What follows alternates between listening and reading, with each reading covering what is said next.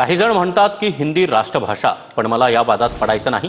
काम नसलेले लोक वाद घालतात। अजित पवार यांनी हिंदीच्या सक्तीच्या मुद्द्यावरून ही प्रतिक्रिया दिली आहे। मराठी आपली मातृभाषा आहे, ती टिकली पाहिजे असं देखील अजित पवार यांनी म्हटलंय। महाराष्ट्रामध्ये राहणाऱ्याला मराठी आलंच पाहिजे, मात्र हिंदी आणि इंग्रजी देखील शिकायला हवं असंही अजित पवार यांनी म्हटलंय। महाराष्ट्रात राहायचं असेल तर त्याला मराठी आलंच पाहिजे। त्याचबरोबर भारतामध्ये अनेक राज्यांच्या मध्ये हिंदी पण चालतं। काही जण म्हणतात ती राष्ट्रभाषा आहे, पण त्याच्यावर वाद आहे। मला त्या वादात शिरायचं नाही।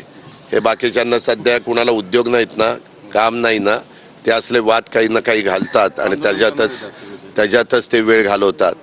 आणि इंग्रजी ही जगात बहुतेक देशामध्ये चालते, त्याच्यामुळं ती पण भाषा आली पाहिजे। अशा तिन्ही भाषेला महत्त्व आहे, पण शेवटी आपली स्वतःची मातृभाषा तिला नंबर 1चं स्थान आहे।